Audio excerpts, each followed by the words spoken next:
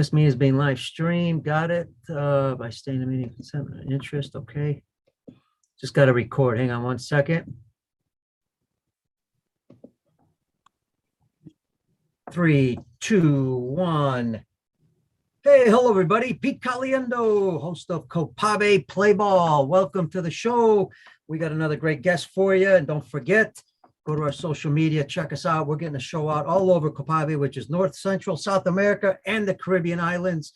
Represents all those great baseball countries. And today we got a great one. I'll tell you why, because you may have not heard of Haiti a lot when it comes to baseball, but you're about to hear about it because we got a young man on the show who's the general manager of the national team. He handles a lot of the business side of it, the promotions, the marketing. He's got some great ideas, and that's what we need in the game of baseball. More young people that are really smart and really study the game and understand how we need to educate people, educate our coaches, develop it from the grassroots level, but also handle a national team programs. And without further ado, let me not waste any time because I want to get to this interview because it's going to be a great one. Let me introduce our guest, Enzo Pierre, the GM of the Haitian national team. Enzo, what's up, buddy? Thanks for coming on. Hey, Peter, what a wonderful opportunity to be here with you. Thank you very much for the quick introduction. And it's such amazing to be here. First of all, I would like to send a warm greeting to all the members of the Copabe and receive my greetings. And what's a pleasure to get to know all of you and see the work that you have been doing in your federations. And it's been a real pleasure so far learning from each of you. Please receive my greeting and thank you for having me, Peter. Awesome. Great way to start the show. Welcome everybody in Copabe. And listen, Enzo and I got a chance to talk a little bit off air, actually for quite a while. And what's great is I got to know his story really well. Enzo, I want to start with, before we get into baseball in Haiti and all that, I want to start with your background because I think it's important because, I'll kind of preface it. Adversity, really builds character. And let me tell you something, nobody's been through more adversity than you have. So let's start with your story when it comes to, where you grew up, how you got into sports, all that. Kind of lead us into, and then we'll get into baseball in Haiti. Yes, definitely, Peter. Your questions are always great. Thank you for getting right onto the point and also showing interest on my story as well, right? Because story keep us alive and help us to keep moving forward. So to tell you about me, I was born in Haiti and raised in the Dominican Republic, and I lost my parents at the age of 8, living in the central part of Haiti. So when I found myself an orphan at the age of 8 and lived with several family members and became a street boy for several years, and until I couldn't find more opportunities and I have to take the road that all young Haitians from Haiti will take, is to take it walking from one corner of the country to another corner to another country, which means the Dominican Republic. So what a real blessing. I call it a blessing because challenges or adversity help us to build stronger character. I strongly believe in that. And thank you, Peter, also for mentioning that. So I found myself in a situation after the death of my parents to get started on how sports or being in a social environment have helped me to be who I am today. So to mention part of my success going straight forward, I wouldn't be able to measure my success today without my wife and my 4 kids. She's my engine. She's the reason who I am today, and my kids are my full happiness. So I found myself in a situation once, and after my mother, my father died, and asking myself, who am I, and what life had for me down the road, right? There's a day, Peter, I found myself starving to death. Wow. Starving, and I thought that night I was not going to make it. So typically, as an orphan, as someone without parents, you rely on what the nature will produce. You might ask, what is that the nature? So I mean, like what fruits and sugarcane and mangoes, this is what we rely on because that what is available for us. But there's a day, Peter, that I couldn't handle the painful feeling that I had of wanting to eat. and I made my way to one of the closest jungle, or to call it like that, where lots of farmers used to grow massive oranges and other fruits. But it was not mango seasons, it was not orange season. Going to that place, hoping that you're going to find an orange or something to eat, it's like 99.9% impossible. But I made the step and I walked on into the mountain. And when I get to the orange tree, Peter, what I saw up there, I couldn't believe it. It was a big orange in the very top of the tree. And I said, I'll go for it. And I climbed the tree and then grab it. So I was happily, joyfully walking from the mountain to a flat land to be able to eat my orange. But for whatever reason, and I felt, why should I eat that orange? I had so much passion to play football, to play soccer, and I didn't have access to a soccer ball. And then having that big fat orange, I was tempted to really play soccer with it. So that's what I did. And I said, you know what? I'm going to play soccer with it, and I'm going to kick it when the orange can no longer handle my kicks. So then I'm going to open it and kick it and eat it. But at least I had my practice for the day.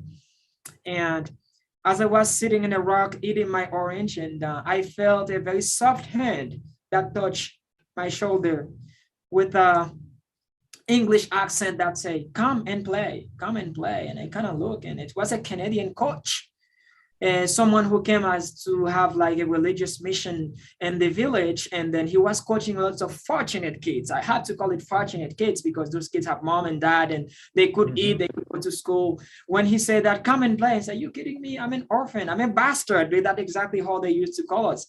I'm a bastard. How do you think that I'm going to play with those fortunate kids?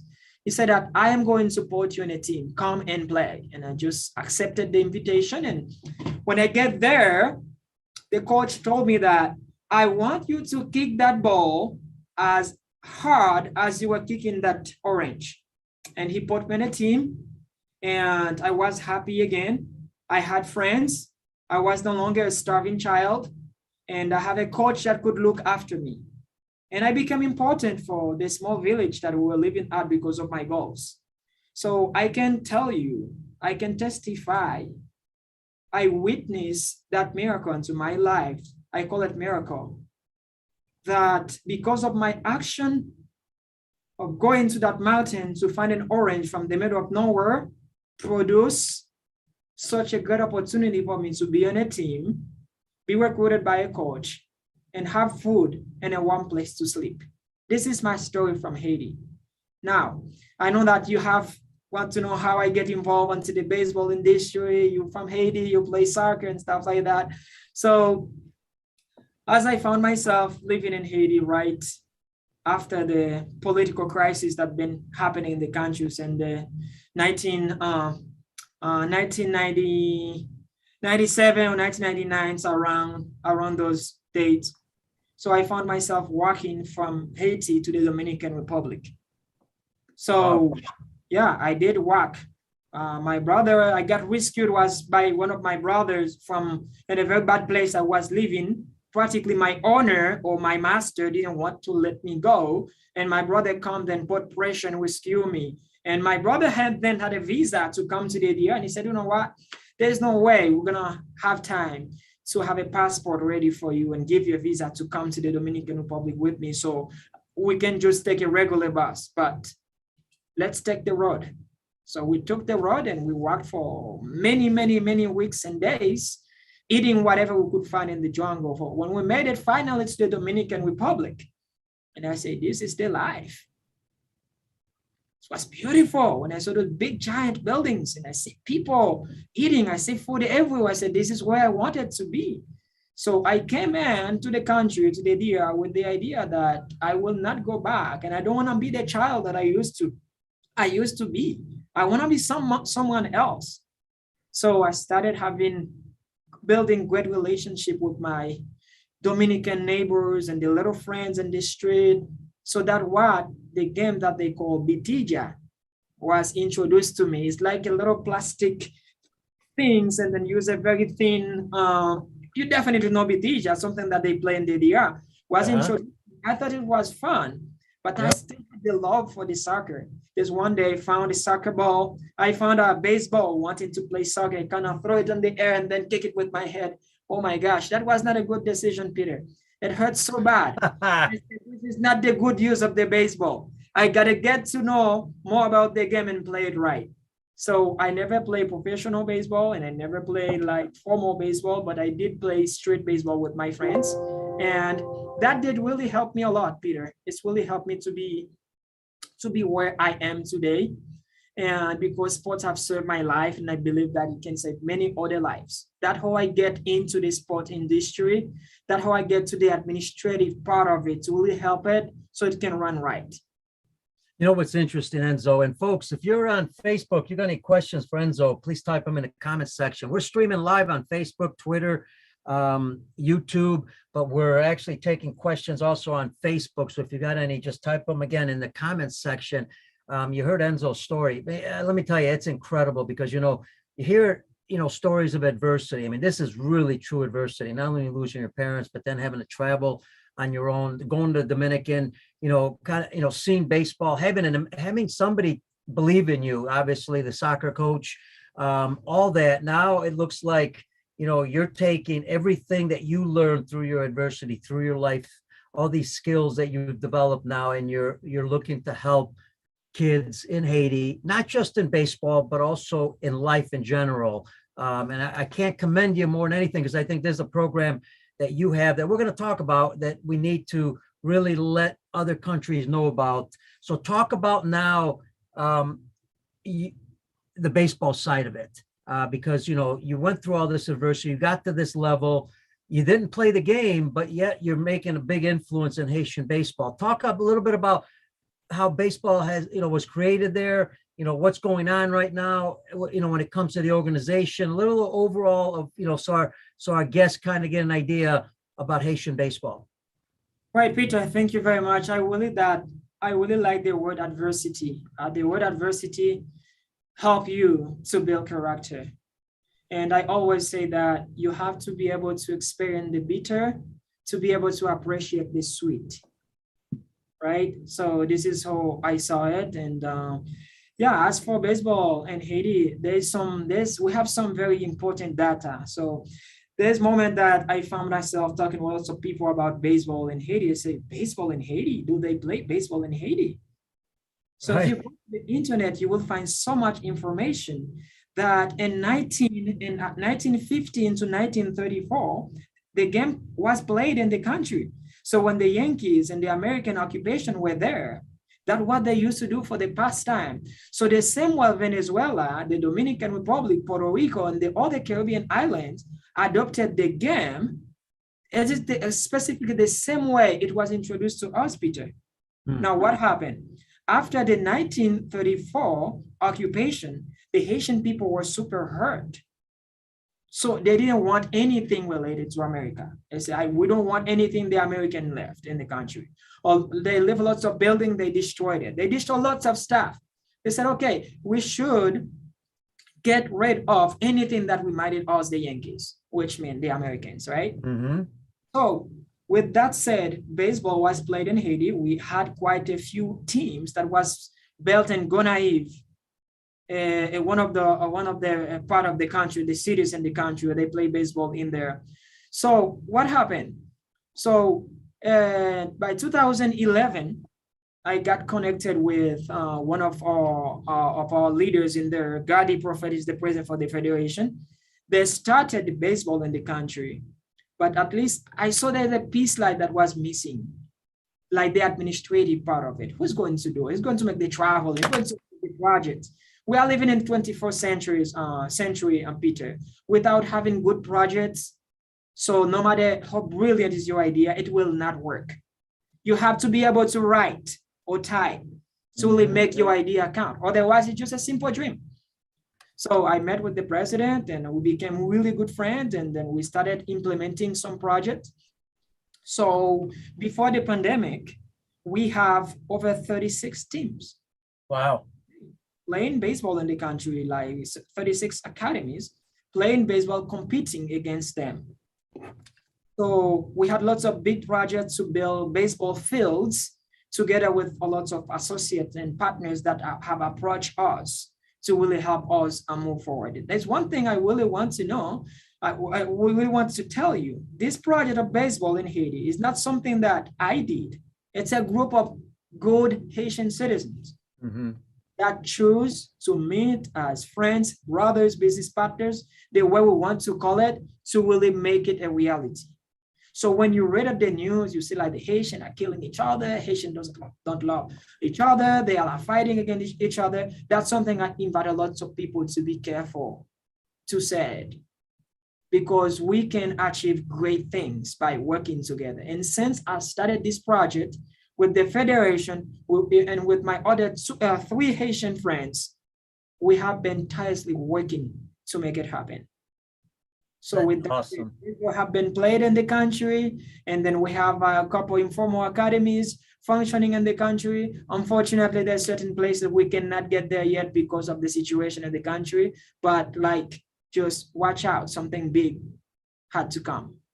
You know, what's interesting too is, you know, and I'm going to ask you about the pandemic, because a lot of things went, you know, talk about adversity, you know, many countries, almost all countries that play baseball during the pandemic, you know, had to kind of switch gears a little bit because you couldn't go out and do things with the kids or the players.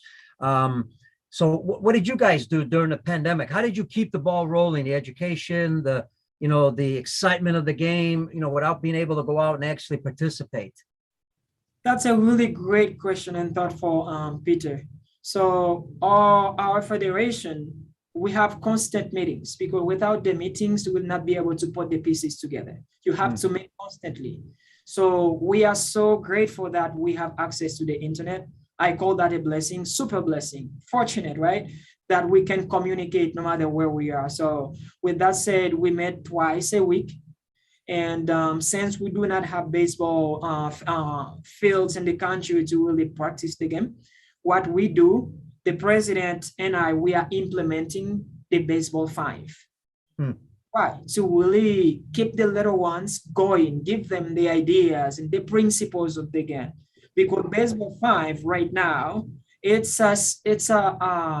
will call it, it's a good way to really get the kids where they want to be in the future when the country is open for baseball. Why? Because the baseball 5, you can play it anywhere. You don't need like 3, 4, 5 acres to really play baseball 5. So that's what right now we have been slowly working on with the smallest kids, but outside of Port-au-Prince, because the country, the capital right now is setting on fire. It's a complete mess. But we're going in the suburbs area to be able to implement the game. So by the time that we have a relief, hopefully soon in the country, we can start then having normal practice, baseball practices going on in the country under the direction of a few Cuban coaches that we have imported from Cuba. Right now, we have like 3 or 4 Cuban coaches with experience helping us planning for when the country is has a relief from all of those scarcity thing that is going on. So this is where we are. During the pandemic, like these kids, were they doing something? Were they, you know, I don't know, throwing the ball against a wall, or was there anything going on for them? I mean, what could they do during the pandemic if they really like baseball? Was there anything they could do at that time? So that's why, like I mentioned before, in Port-au-Prince, we cannot do anything. But outside of Port-au-Prince, these kids continue throwing the balls, continue catching, and continue having their regular activities. Yeah, that's good. I like that. And you know, the other area of this is, and you mentioned the adversity. There's adversity within the country, as you just mentioned, in Port-au-Prince. So you almost have to, you know, you got that road, you're going in this direction, then you got to shift a little bit here and a little bit there. I mean, you've got to make adjustments on the go here, because you don't know what's going to happen from day to day sometimes. Talk about that area and how you handle the adversity of the country and trying to implement baseball also. I think one thing that is keeping us alive, Peter, are the kids. It is incredible how adaptable they can be. You come with the idea, you introduce it to the kids, you say, this is what I want to do, this is what I would like to help you implement. They will compete against them. They will just get together and then they will say, let's see who can throw the ball harder. Let's see who can bat harder. let's see who can run faster. And because of that energy, as adults, as professional businessmen, parents, you said, you know what? I need to set at least 30 minutes of my time a day or a week to really get those little ones going, because desires cannot really give us the moment to really think of taking a break. So with that said, they are continue doing their practices. A lot of parents try not to let them go out because there's a lot of problem with kidnapping. We don't really want to put those kids in a situation where they have been kidnapped and then the parents mad at all and suffering and all of those things. But we try to adjust it as positive as we can to help those kids to keep themselves active. For example, there's a young man, his name is Fabrice. He has a baseball club in the country that he calls the Eagle or the Eagles, right? So he went to Switzerland and he got a very extensive baseball training in there. He came back to the country. The federation covered all of those expenses. He came back to the country with a certification. He's one of the local that we are relying on to really keep those kids alive, to keep them like motivated until we can have a break from all of those situation adversities that the country is facing right now. You know, I got to believe that the Haitian kids are no different than any kids in the world, but also Copabe, I love about Copabe countries is the kids have a lot of passion for the sport. They love the sport. They're energetic, they play positive. They've also been through a lot of adversity, depending what country you're talking about.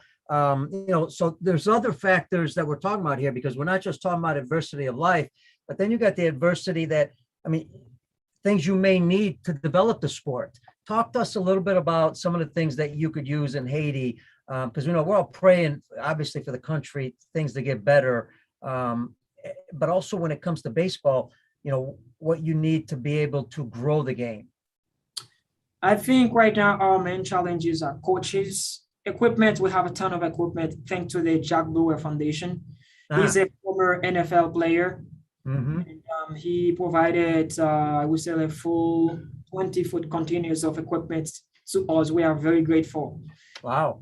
Having the equipment, Peter, and not having the right coaches and the right coaching, it's kind of like worthless, right? So that's why it's like giving a guy a training on how to fly an airplane without the proper manual. That's if you find out yourself in this situation, this is where you need to go, right? So I think right now, what we really need or will be needing extensively will be like a professional like you, Peter, coaches that can come give seminar. For example, we are relying a lot on André Lachance because he speaks French. He's a great Canadian. I call him a good Canadian. I call him mon frère, my brother. Yes. So he's always ready to talk to us and help us. We had a couple meetings with him already on how he can help train our local coaches, help them to be certified, to really understand the right mechanism to train those kids properly to the game. And I think our main challenges will be like coaches, and moving forward, of course, have to build fields, and those baseball fields cost lots of money. But I wouldn't go to the Copa Bay or to the WBSC without, first of all, having like a very nice lineup projects and tell them this is where I want you to help us moving forward. But coaching right now and having a very reliable baseball field is what we will be needing soon in the country, Peter. Absolutely, boy. And you're hitting the foundation of the sport, because there's no doubt about it. Without good coaching, you cannot, and we've talked about this on the show many times with different coaches, different countries around the world, you cannot develop the foundation of a sport without having excellent coaches, having good educational program. A couple things. First, a shout out to WBSC. Enzo mentioned Baseball 5. Check it out, WBSC.org. Baseball 5, as he mentioned, you don't need you just need a ball and you put some bases down and you're all set. You're pretty much playing in an infield. Check it out, because that will be in the future. I really believe Baseball 5 is going to be in the Olympics. That's a whole nother story in itself. The second part, shout out to our Canadian friends who we've worked a lot with. Andre Lachance, the Canadian Baseball Federation, one of the best coaches educational programs in the world, along with, you've got Cuba, you've got Australia, you've got the Netherlands, you've got a lot of good educational programs when it comes to coaches. So I want to give that shout out. They're a Copabe country. We've had Baseball Canada on to talk about their program. The reason I bring all this up, because I think in some ways, I've heard you mention this, and it's not criticism, it's actually education. And that is, without mentioning countries, you've actually learned from other countries, because other countries have started programs, have done things, and when they do, you're going to make mistakes. So you've learned from other countries some of the mistakes they've made. What are some of those mistakes that you're hoping to avoid that you've learned other countries possibly made early on? Education, education, education, and education. If I need to say it 3-4 times again, I'll say it. So without mentioning any specific federation, something that I have done, I have seen in Latin America. It's like the coaches, or what we call the buscones, or what we call the informal academies. I mean, I think, to me, this is definitely disrespectful to a parent who has been raising a son, and then at the age of 6, 7, or 10, and take that kid away and put that kid to play baseball in full and forgetting about education. To me, this is something catastrophic, and I don't support it. And I'm using the word "I" a lot, but let me just go ahead and talk as a team. We don't want to make the mistake by excluding education from our game. So if the MLB somehow it's connected, is looking at what we say, so we will tell them to take notes on that, to be able to sign one of our kids, for example, the next coming years. So what I will expect on a scout to ask to my kids, what's the level of your education? What are you studying? Where are you at? Don't ask like, what are the 5 skills? How fast can you run? How hard can you bat? Or how can you catch? And all those things. Those shouldn't be the preliminary question when you're recruiting a kid. It should be like, hey, tell me a little bit more about your education. So with that said, Peter, we want to make sure that education, academics, schools, to be specific, will be the starting point. So that said, all kids will be going to school and playing baseball. If you're not doing well in school, you cannot play baseball, and that's it. That's something that we will be implementing with the federation, the Olympic Committee, and Ministry of Sports. Excellent. I got to believe that's going to be a great program, because education and baseball, which teaches life skills, when you combine them both together, boy, you've got a powerful person. We all know that, you're only going to play baseball for so long. So many guys are going to make it to the major leagues, some that maybe minors, some college baseball, if you're lucky, even high school baseball. But what are you going to do after the game? And if you're playing the game, Enzo, right, and you're educating to make sure they go to school, because we do know there's a lot of countries that some of their academies, some of their areas, they don't necessarily worry about the kids going to school, like you said, because all they're worried about is selling the player to a professional team. And you know what? That player needs a lot more than just getting to the U.S. and playing professional baseball or college baseball. They need to be educated prior to that. What about the education? We're talking about school, right? And we're talking about life skills in baseball, but then we've also got to prepare them, and I'm assuming this is part of it, prepare them to come to a country like the U.S. They may speak English, which is great, or they may not, or they need to learn other skills to be able to handle the culture, which might be different here in the U.S. Peter, at this very moment, my phone is ringing. Lots of kids from the Dominican Republic, those we call left behind, are asking me, Pierre, what can you do for me? I am 16 years old, and based on the last tryout that I had, I'm going to read it. Based on the last tryout that I had, and the coach and the scout say that I am too old. So I know and I believe in my skills. What can you do to help me? So when you receive those type of messages, you say that what could have done better before that? The kid dropped school early and not been able to graduate high school. And you said, wow, this is definitely catastrophic. So with that said, we're trying to avoid that in Haiti, but at the same time, I put lots of time in the Dominican Republic working with lots of young Dominicans. So right now, one of my pitchers is playing with Dawson Community College in Montana. He is the top athlete at high school and college level for the whole state. He is 18 years old, coming from the Dominican Republic with 0 English. But I Wow. see the potential and I said, you know what? I am going to prepare you. I'm going to send you to college. You're going to learn English. And then let's see what the future has for you in the corner. So when I received that call, and he told me that, yeah, I received lots of calls, lots of D1 school are calling me, are contacting me. I don't know which one to choose because they said that they like me.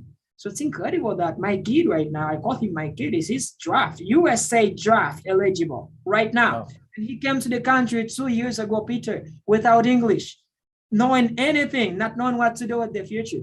Those are the type of kids that the program that we have designed right now, we call immersive English for international student athletes, that we have prepared them. If July 2nd came, or what they call Julio Dos in the Dominican Republic, you feel you are left behind and you have the skill, you have desire to school, to study, so then the our immersive English program is for you. So we prepare you, and after 2 or 3 semesters with extensive English, we get you immersed into the language. So we are associated with 420 universities in the United States. So with that said, whenever those scholarships become available, Peter, we are the first group to be contacted. What do you have for me down there, Pierre? So among those talents, I picked some and I sent some. So we have over 15 kids right now from the DR only studying in the United States. They were left Fantastic. behind, and then most of them are draft eligible. I mean, I don't USA draft eligible, Eligible. playing Wow. D1 college baseball. Wow. Outstanding. And I'll tell you what, you're heading in the right direction when it comes to coaches education.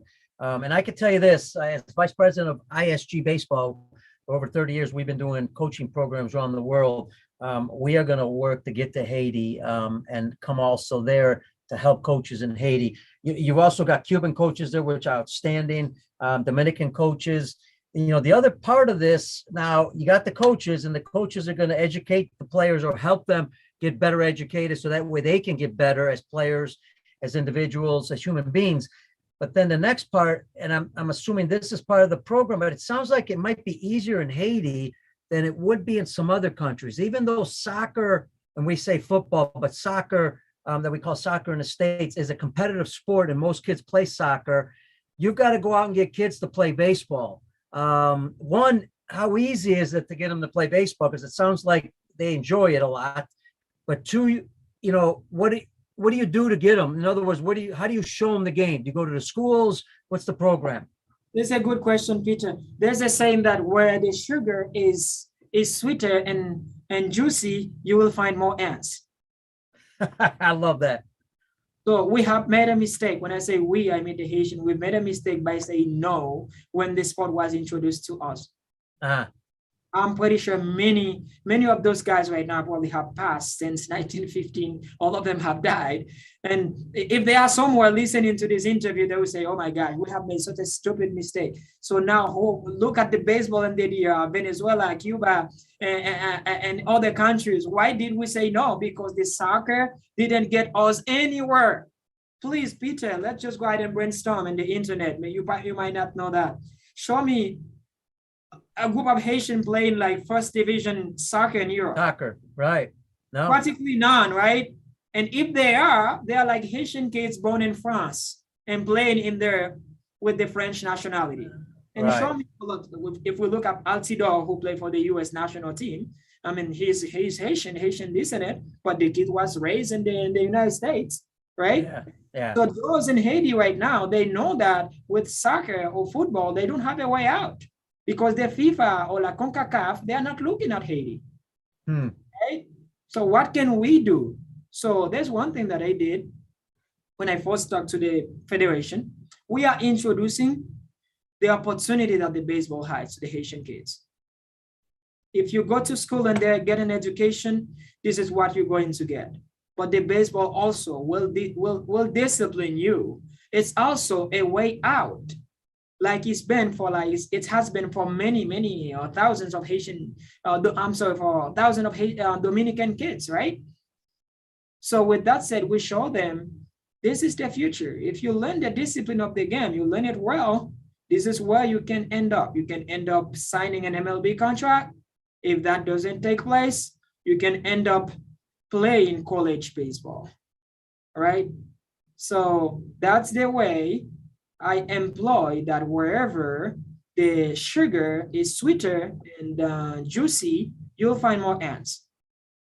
Yeah. And another one I use on my business presentations all the time.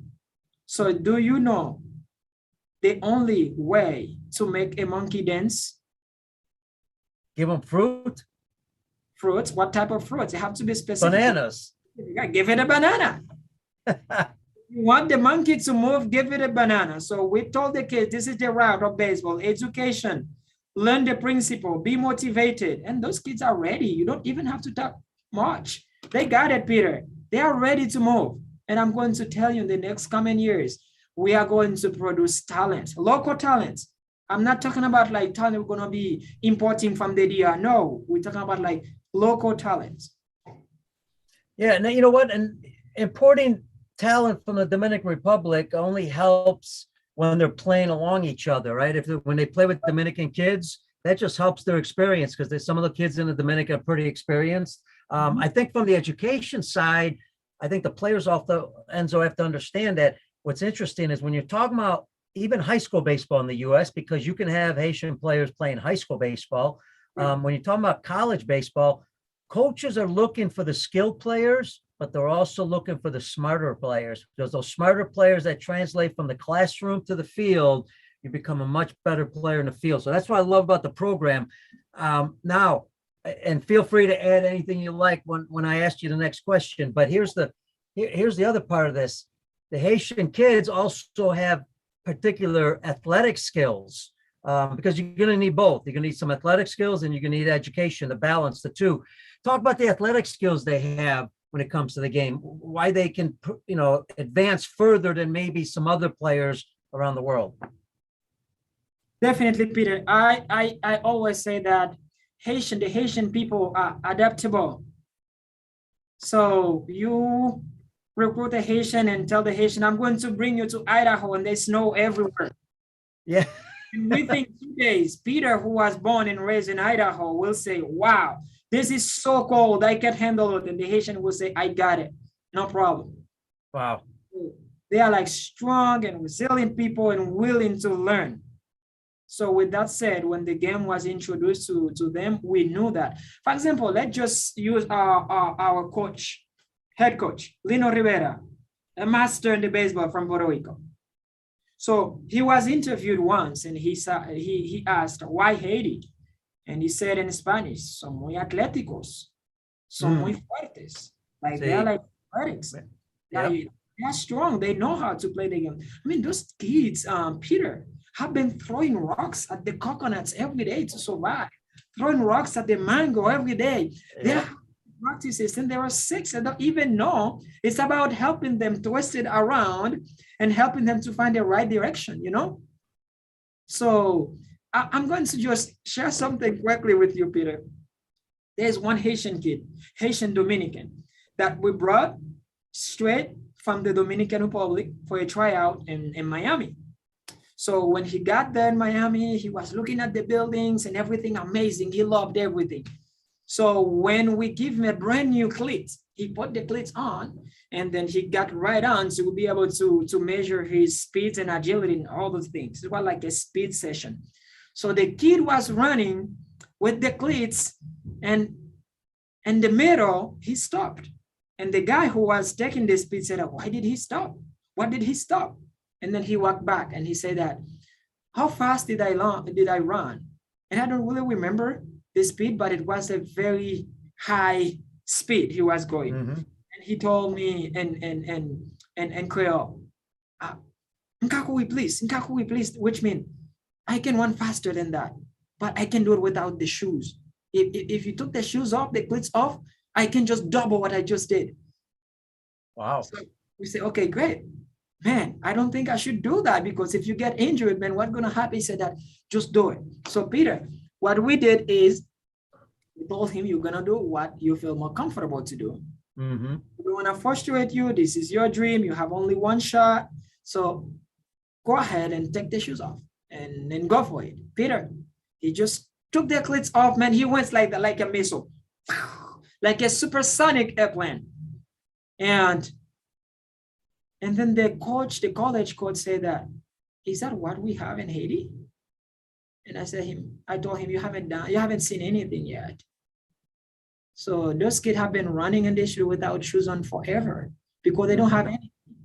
So when you give them a cleats, it's hard for them to really get that quick adaptation. They want to be themselves. Now, we are not going to put them in an official game without cleats on. We have to follow the regulation.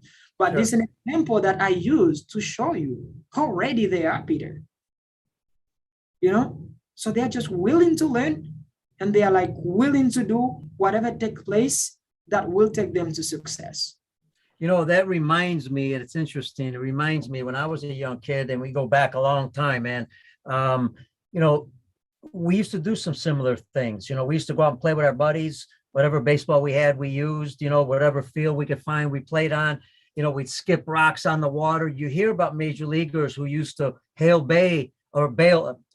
bale hay in on their farms, and they got stronger, you know, and they throw rocks against trees and try to hit, you know, whatever they're trying to hit. And that's how they're developing their skills. You know, the other part of this, I got to believe, because I compared a little bit, I know it's going to sound a little weird, but I do a lot of work in Eastern Europe. And in Eastern Europe, one of the things I see is a lot of good athletes, but I also see a lot of mentally tough kids. And that's the next part of this, because we all know the mental part of the game is the most important, because if you believe and you can deal with the adversity, the failures of the game of baseball, which it sounds like the Haitian kids could really handle, the mental game is so important. I got to believe that they've got an advantage here. Peter, look at what is coming from the Bateges. Let's just jump in right onto Dominican Republic with no questions. Those kids from the Bateges. So those kids from the sugarcane plantation, all of those kids, no question, Haitians. So let's just go and look at the stats to see how many Haitian Dominicans or Haitian descendants play Major League Baseball. So this is nothing comparing to what the other kids in Haiti, to call it like that, fully Haitian, can provide. Right. So I remember when my dad passed away, my father passed away first. And then a couple months later, my mom then died. When my father died, I had to help my mom in the farm. So I was constantly using a tool to really harvest the goods that the land is producing. So do you know what a wonderful practice is that, to be doing that with your hands constantly? I mean, it's the Karate Kid movie. Yeah. Look what happened. The Karate Kid movie, under the direction of a great coach, Miyagi, made out of the kid one of the top Karate Kid. How? By doing simple things. Wash the car over and over, wash it over and over. And by the time the competition comes, the kid was ready to fight. He didn't even know. It was like, a simple direction. Miyagi gave the kid by the end. Simple direction. Now, go ahead and do everything that I taught you to do while cleaning the car. One by one, and then you will get where you are. That's exactly how I see lots of Haitian kids. Hey, folks, if you go ahead. I think you broke up, Enzo, just for a second. You were mentioning you see this in Haiti kids, right? Yeah, I see. Yeah, exactly. I see that in the Haiti kids. They have been working with their hands constantly, doing something constantly with their hands. So that's it. They are really ready to throw. They are really to hit. They are ready to run. And so let's go back for a second to the coaches, because I want to stress the coaches one more time, because it's such an important program if you're going to develop the kids. What are you guys doing with the coaches in Haiti? Give us an idea how many players are playing baseball in Haiti, and also how many coaches roughly are in the country, and kind of what you're doing to educate the coaches. I know you mentioned Andre Lachance, but you know, education is almost on a continual basis, right? The game's evolving. The training of the game is evolving. What are the coaches they're doing to get better? So this is a great question. I spoke to the president the other day, and I let him know that as soon as we have our first training, we will want our coaches constantly to be engaged with themselves, taking courses and trainings that would be able to help us develop quality sports in the country. If we don't have good coaches, we will end up having kids batting uh, uh, a Incorrectly. yeah, exactly. Batting on the air, believing that will give them the skill and the muscles that they want. No, no, no, no, no. That's a big no-no. You're destroying that kid's arm. We want proper training. So to answer your question, Peter, what we have right now, we have around like 4 coaches in the country right now. And this is not enough. Not at all, not even close to where we want to be. So, and I told the president, advised the president that before we can definitely start growing big, we need to have a coaches institute. Now, so we want the federation to sponsor that. We want the Committee of Olympics to really get involved. Coaches Institute under the Haitian Baseball Federation. Go ahead, Peter. no, I was going to mention you have, it sounds like a big advantage. You have the support of the government. This is more under a government program, more controlled and education. Is that true? Does that fall under the government also? So the federation right now, of course, the rules and the regulation falls, the federation falls under the Olympic Committee of the country. Mhm. And to be honest, that the government has not been involved that much at all to our development. But have we presented a project to them and tell them to sponsor? Maybe there's a question mark in there, because I have to be honest. It's the same thing I told you the other day that, Peter, I don't really want to go to the WBSC and ask them for money without a project. I will automatically be looking like a scammer, a liar, or someone trying to take money away with what? So the WBSC will not give you a dime, or the Copa probably will not going to support you if you don't have like a proper project to present. So we are working on something to introduce to the government, to the Ministry of Education and Ministry of Sports, and show them where we really need the support and become their best partners. I believe that good sport development in the country cannot work without the involvement of the Ministry of Education, Ministry of Sports, which automatically include the government. Without that, it's just backyard things. You know what the meaning of the backyard things? Like informal, you will struggle. You gotta make the government your best partner to be able to have a chance.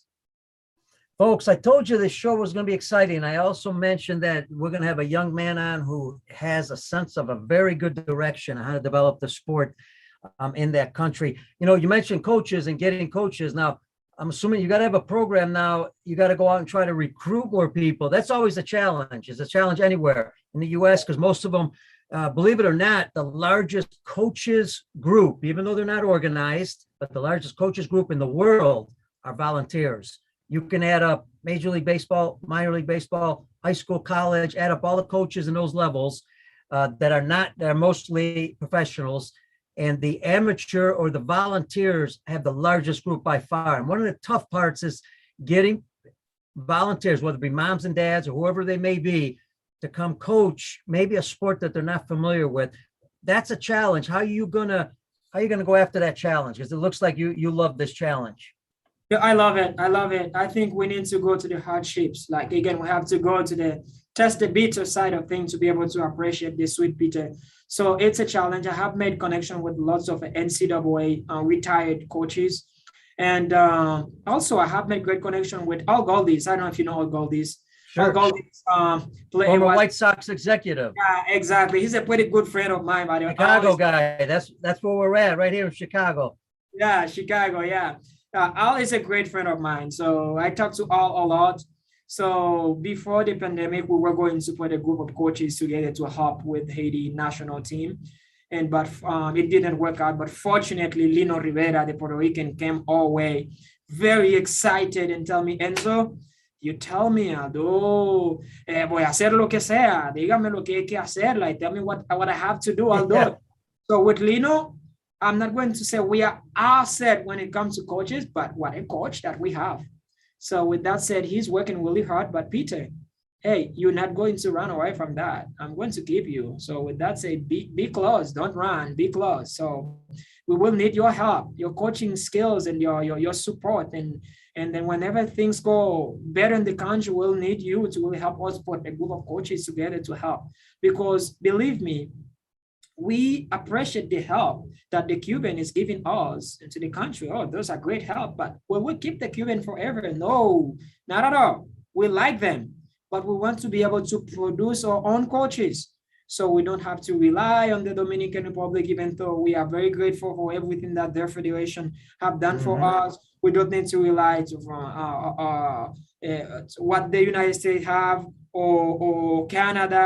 So with that said, for more appreciation that I have toward Andre Lachance, I don't want to call him every day to come and coach my people. I want them to be able to learn from him and take that knowledge to be able to continue coaching other people in the country. That's how we can be a solid and sustainable federation. Otherwise, I haven't seen any federation that can say we are like independent. We can do anything in our own without first having a really good coaching structure for their athletes. Well, the way you're going, there's no way we're not going to help, and we're definitely going to be helping you. So don't worry about that part, because we're going to be staying in touch. You know, the other part of this is you're building the foundation of the sport at the grassroots level, but now you're also the general manager of the national team. So now we're talking about the higher level, because in some ways you've got to have the foundation, but you also have to have a goal for the young players to reach, which is a national team. You've got college baseball. We talked about professional and all that. Talk about the national team program. How was that founded or funded, and how's it work, and where they've been competing?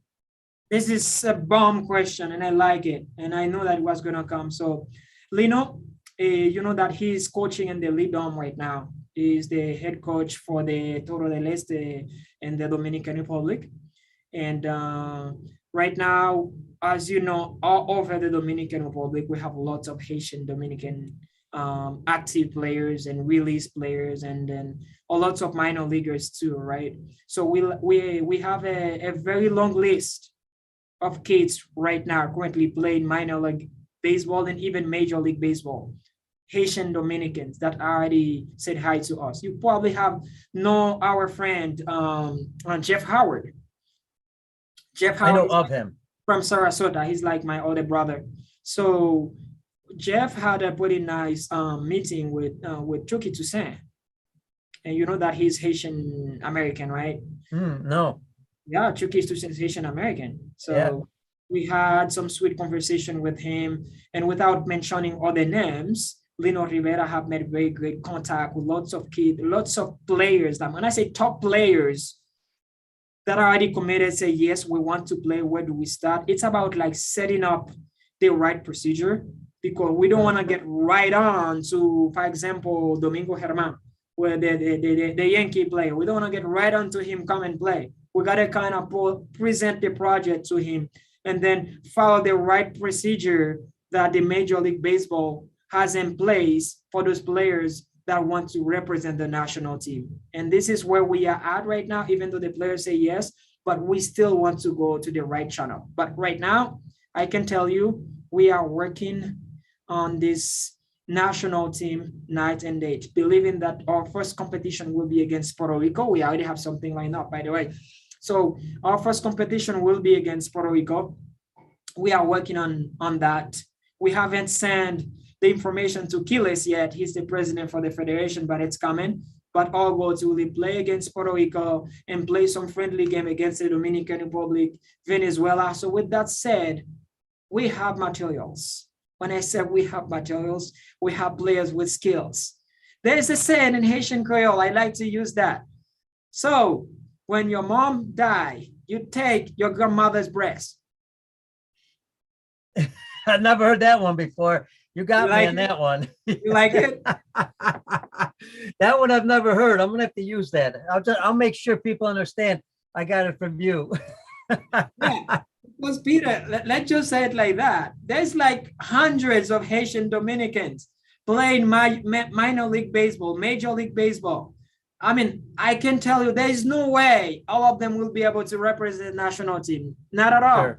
There are so many, and those kids speak Creole very well, and they know that they are Haitian. For example, Felix Pierre, I had to meet with him several times and talk to him. We became really good friends. Maybe we are related because I'm Pierre too. You never know. So I talked to Pierre several times. I said, Pierre, what do you think about this project? He said, you know what? I'm all in. Tell me when to play and when to start. I said, great. I'm going to call the captain. We recruited him as the captain of the team. So he's the guy right now in our website, and he's the guy that all kids will have to rely on. So we have a lot of minor leaguers released that we have a very long WhatsApp group with them. We talk to them every day and every week. We give them updates on what we're doing. So with that said, the group is already set up, Peter. It's about waiting for the right moment. January, February will look like beautiful. Enzo, I have no doubt after talking to you for close to an hour now that you're going to accomplish everything you said you're going to accomplish. And I get it. It's not just you. It's the Federation. It's all the people that are working along with you. It sounds like you guys are doing an awesome job. Now, I gotta throw this at you because we talked earlier about learning from other mistakes. And this is one area I'm sure you've thought about, but I want to bring it out just to make sure of this.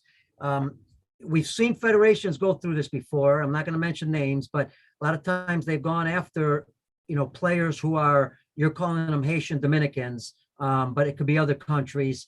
And they formed the national team. They went to compete and they stayed with that team too long because what happened was initially they were competing real well and it got them exposure and it got them maybe some funding because as you compete, you also get funding sometimes from your government if you place at a higher level. But at the same time, eventually, I realize the numbers aren't there yet, but eventually the kids born in Haiti are going to have to be on that national team because they've got to see a goal. If they see other players coming from other countries that happen to have Haitian backgrounds, after a while, they're going to say, well, why would I play for the national team? I'm not going to have a chance. These guys are way too good for me. What's the goal there so that doesn't happen? Great question. Great question. So the other day, I received an email from Gregory Brawl. He's one of the top guys in the Bahamas. I don't know if you know Greg. I know the name. I don't know him. Yes. Yeah, Greg is a great guy, and he's a leader in the Bahamas. I talked to Greg a lot. And Greg said that we're going to have a Babe Ruth tournament in the Bahamas, and by next July, and I want you to put a U12 team together. And I say, just let me know when to start. So right now, at this very moment, I have coaches all across the Dominican Republic right now recruiting those little ones, Haitian, fully Haitian, that to really prepare them as a pipeline, to represent the country with pride. Because this flag will be represented with pride. If any players is not willing to really lift up this flag so that you don't belong, you can't play there. So I believe the importance of the pipeline is really important, Peter. It's really, really important. Otherwise, you will run out of player. So with that said, we are putting those little ones together at an early age.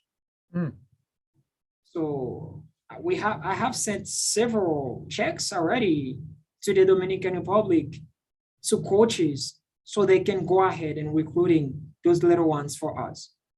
So it's about waiting for the right time, the right moment, and having the proper permission and the authorization from the federation to start an official practice over there until our country's door is open for us to have better preparation for our kids to compete. But we don't want to make the mistake by relying on those very well advanced players and then leave the one we believe that is not good enough behind. Look at Japan.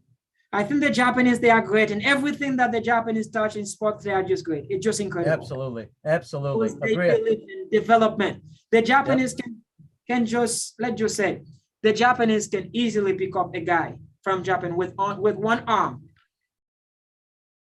and then they help you to pitch properly with the other one. Like Sue. How do they do that? Because they believe in the importance of early development.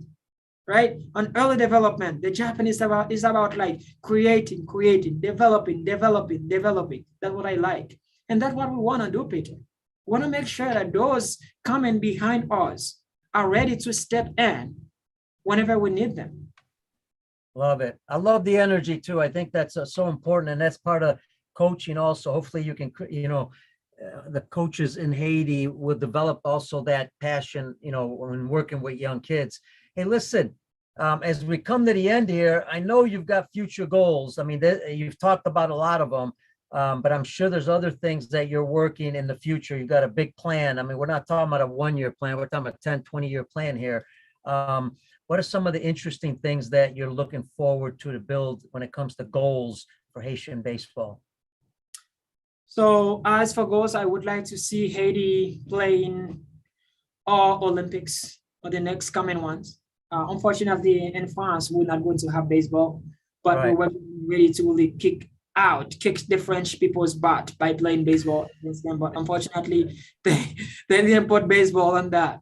But yeah, we want to be able to participate in all Olympics that include baseball, the Pan Americans, and the World Series. And in the country of Haiti, I haven't presented that idea to the Dominican Winter League yet, but we do want to have a Haitian team participating in the Dominican Winter League, that fully Haitian. Excellent, excellent. So that's one of the big goals. I mean, you know what? There's lots of big wounds that have been open for a while, Peter. Mm-hmm. So I'm not looking forward to be the superhero between Haiti and the Dominican Republic. That's something naturally I'm trying to do. And I enjoy it because it's bring joy into my life and those I serve. I like to be a servant. And I believe that there's lots of big wounds that have been open for quite a while between both nations. And I believe that if we could share a little bit more in common what they have, maybe those will be a small step to start with, to start closing those gaps little by little. And I believe that sharing the same passion of baseball with the Dominicans the situation will help for them to get to know us more and for us to help to get to know them more. It's not like now about like dancing merengue. All Haitian know how to dance merengue. That's something we share in common. Dancing salsa or eating like habichuela con dulce or eating like la bandera, arroz, pollo y habichuela. We share all of those things, but there's something that really has lots of passion. It's baseball. Can we use it to really bring us together as neighbors, as friends? Now, I keep the political side away. I'm not bringing it to what we're doing, not at all. I will reject any support from any group that wants to make politics as part of this project we're doing. But at the same time, we know that can bring joy to both nations. So to summarize, we want to participate in all Olympics games that include baseball, all the Pan Americans, and we want to participate in the World Series. We want to play it. And finally, we want to create a club straight from Haiti, practicing in Haiti, living in Haiti, to be able to play in the Dominican Winter League. How it's going to happen, I don't know yet. But do we have the goal? Yes. Are we going to talk to the lead-on? Yeah, we will talk to them. Yeah, will they accept? I don't know, but we're going to get there. I got a feeling you're going to get there. And I know you got to crawl a little bit before you run, but I got a feeling you're going to do it. And, one thing about baseball, I've been fortunate. I've been to over 50 countries. And one thing I've seen baseball do, and that is bring people together. So I know the game can do that. I know you're going to do it. And here's what I see for you in the future. I'm looking long-term for you also. And a shout out to the World Baseball Classic and our friends at Major League Baseball, because Haiti one day will be in one of the qualifiers or in the World Baseball Classic. That's going to be, I think, is the ultimate goal eventually. And then along with the Olympics, but I think that's a good goal also. Right. Long-term goals, but everything fall under good leadership and good coaching practices. Otherwise, this is just dreams. Enzo from Copabe Play Ball, I got to thank you so much. The people, first of all, the people listening on, on Facebook and watching Facebook and YouTube and Twitter. Hopefully, if you didn't get a lot out of this, man, you just weren't listening, because I think Haitian baseball is on its way to really great things. And on behalf of Copabe Play Ball, I just want to thank you, man, for joining us. It's been over an hour, and I could keep going with you, man. You got a lot of energy, a lot of excitement, and you're going to be, and you are, and will be even greater for the game of baseball in Copabe. Thank you, Peter. Thank you for having me. It's always amazing to talk to you, and this is an opportunity. And then keep changing hearts and keep touching hearts. And I think what you're doing is amazing. And I invite all coaches and all federation from the Copa Bay, even the Coca Bay from the Caribbean, to really follow those great feedback that you have for coaches. And they are not going to waste their time. I extend my invitation to each of those federations to really follow along with you because you are teaching really good stuff. Awesome. Thank you, Enzo. And folks, we're going to put Enzo's email and all this information on the show notes on the website of Copabe Play Ball. I'll put it also on mine. And that way you can get a hold of Enzo if you got any questions for him, you want to help in any way you can. Obviously, we know coaches' education is number one. So I know we're going to put some efforts into that. And I say we, ISG Baseball, we do that around the world. We're going to be helping Haitian baseball pretty soon here with their coaches. Hey, folks, that's Enzo Pierre. He's the national team coach. I should say the national team general manager for Haitian baseball. I hope you enjoyed the show because I certainly did. And I want to thank Enzo. I want to thank our producers over at Copabe Play Ball. I want to thank all our listeners for being on the show and listening to the show. And don't forget, stay safe, be healthy. God bless you. And we'll see you on the next show.